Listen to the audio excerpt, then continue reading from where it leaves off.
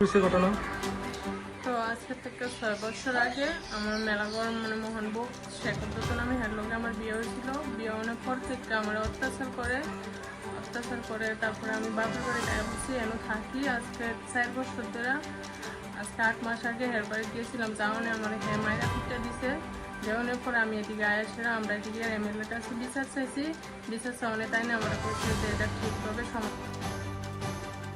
বিধায়ক তফাজ্জল হোসেনকে নিয়ে সামাজিক মাধ্যমে হেয় করা ও উদ্দেশ্যমূলক অপপ্রচারের অভিযোগ উঠেছে মোহনবাগ এলাকার শেখর দত্তের বিরুদ্ধে। অভিযোগ, শেখর দত্ত সামাজিক মাধ্যমে তার স্ত্রীর সাথে পারিবারিক বিরোধকে কেন্দ্র করে বিধায়ক তফাজ্জল হোসেনকে নিয়ে হেয় প্রতিপন্ন করার অপচেষ্টা করে। এমনকি সামাজিক মাধ্যমে নিজের মৃত্যুর জন্য বিধায়ক এবং বক্সনগরের প্রধান বুলটি সরকারকে দায়ী করার কথাও বলেন। সমগ্র ঘটনা সম্পর্কে মিথ্যা এবং মানহানিকর বলে খোদ শেখর দত্তের স্ত্রী। এদিন এ নিয়ে কলমচড়া ও মেলাগড় থানায় বিধায়ক ও প্রধান বুলটি সরকার এবং পরিবারের শেখর দত্তর বিরুদ্ধে মানহানির মামলা দায়ের করেন। সংবাদ মাধ্যমের সামনে পূজা পাল জানান, প্রায় 6 বছর আগে আমার বিয়ে হয় শেখর দত্তের সাথে। বিয়ের পর থেকেই পণের জন্য আমি শারীরিক ও মানসিক নির্যাতনের শিকার হই।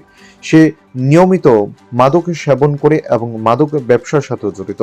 প্রায় সময় আমাকে মারধর করতে। অতিষ্ঠ হয়ে আমি আমার পিতামাতার বাড়ি চলে যায় এবং পরে বিধায়ক তফাজ্জল হোসেনের কাছে ন্যায় বিচারের আবেদন জানায়।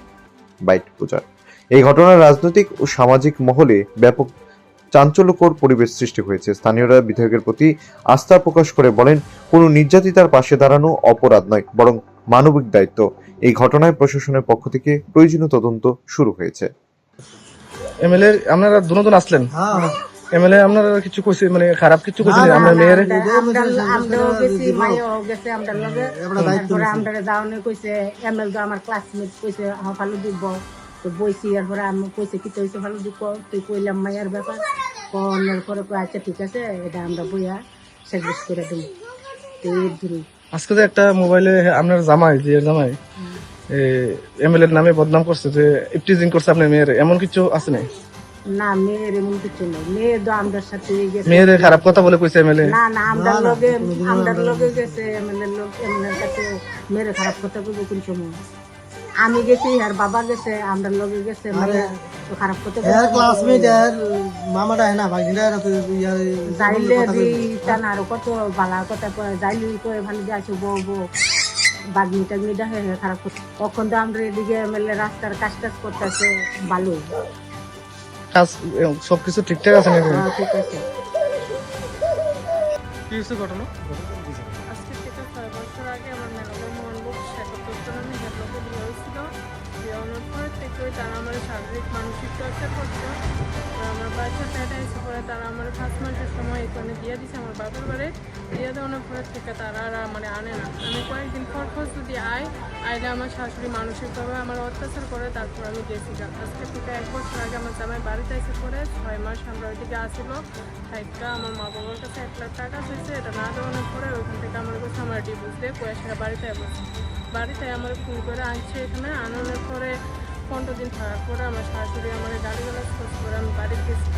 বাড়িতে অনেক পরে আবার সপ্তাহখানেক পরে আমার ফোন করে আনছে, আইনা সেটা আমার খুব মারছে, করছে আমার ডিভোর্স দেওয়া জায়গা। তারপর আমি বাড়িতে গেছিলাম, যাওয়ানোর পরে আমি 10-15 এমএলএর কাছে বিচার চাইছিলাম। তাই কইছে ঠিক আছে আমি বিচার করে দেবো, প্রধানের লগে দেখা করো, প্রধানে এটা বইয়া দুপুরে সুন্দরভাবে বিচার করে দিই। বলছে আচ্ছা ঠিক আছে। কিন্তু আজকে হঠাৎ করে দুপুরবেলা দিয়ে আমার হাজব্যান্ড সোশ্যাল মিডিয়ার মধ্যে একটা ভিডিও দিছে। ভিডিওর মধ্যে কইতাছে বৈষ্ণবগড়ের এমএলএ নাকি আমার বলি ইফটিজিং করছে। এটা সম্পূর্ণই ভুল কইছে। হ্যাঁ ষড়যন্ত্র করতেছে, মানে আমি হের কাছে যাই না দেখে হ্যাঁ অনেক এরকম করতেছে। তোমার হাজবেন্ডের নাম কি? শেখর দত্ত, বাড়ি কোনখানে? মেলাগড় মোহনবুক। কত বছর সে বিয়ে হয়েছে তুমি? 6 বছর। 6 বছর কি তোমার তো চালানো? হ্যাঁ, বিয়ে 6 মাস পরে থেকে এরকম করতেছে। শুধু কোটা খায় আর শুধু টাকা চাইবো আমার মা বাবার কাছে। কি নেশা করে? হ্যাঁ, নেশা করেও প্লাস ড্রাগস পেয়েছেও বাড়ির মধ্যে। কি হচ্ছে ঘটনা? তো আজকে থেকে 6 বছর আগে আমার মেলাগড় মোহনবুক শেখর নামে হ্যাডলোকে আমার বিয়ে হয়েছিল। বিয়ে হওয়ার পর থেকে আমার অত্যাচার করে তারপরে আমি বাপের বাড়ি গায়ে বসি এনে থাকি আজকে 4 বছর ধরে। আজকে 8 মাস আগে হের বাড়ি গিয়েছিলাম, যাওয়ানে আমার হ্যাঁ মায়েরা পিঠটা দিছে। দেওয়ানোর পরে আমি এদিকে আয়াসেরা আমরা এদিকে এমএলএ এর কাছে বিচার চাইছি, বিচার চাওয়ানে তাই না আমরা কইছে যে এটা ঠিকভাবে সমাধান করে দিব, প্রধানের কাছে দায়িত্ব দিছে, আমার শুধু এতটুকুই কইছে তাই না যে এটা সুষ্ঠুভাবে বিচার করে দিব। কিন্তু আজকে আমি মোবাইলের মধ্যে দেখছি যে আমার হাজব্যান্ড এমএলএর নামে একটা ষড়যন্ত্র করে কইতাছে যে আমার নাকি এমএলএ ইফটিজিং করে, কিন্তু এটা সম্পূর্ণই ভুল সিদ্ধান্ত নিচ্ছে। এমন কইছিল নি এমএলএ? না, কইছিল না। তো তোমার স্বামী এমন কেন কইলো? এটা তো আমি জানি না করছে আর কি। হ্যাঁ, আমি না যাওয়াতে হ্যাঁ এরকম কথা। তুমি কি মানে তুমি যাও না কেন? মূল কারণ কি তুমি না যাওয়ার? হ্যাঁ, নেশা করে আমার মারধর করে অত্যাচার করে বরণ পোষণ দেয় না, লেগে যায়। সে কোথায় আছে এখন? এখন বর্তমানে আমি যতদূর জানি হ্যাঁ চেন্নাই আছে।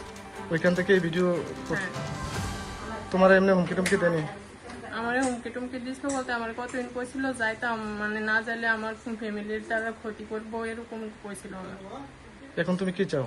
আমি হ্যার কাছে আর যাইতাম না। এমএলএর নামে যে এত বদনাম করার চেষ্টা করছে, তুমি এই নিয়ে কি কইবা?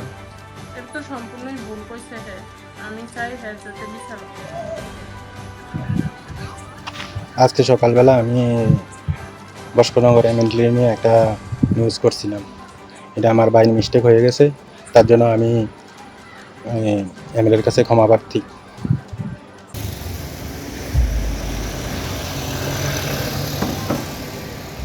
আমি হ্যাঁ দিতে চাইতেছি, কিন্তু আমি হ্যার কাছে আর যাইতাম না। হ্যাঁ আমার শারীরিক অত্যাচারও করে, মানসিক অত্যাচারও করে। আমি আজকে থেকে 8 মাস আগে যখন হ্যাঁ আমার মাছ ছিল, হ্যাঁ আমার একটা হাত ভেঙে গেছে।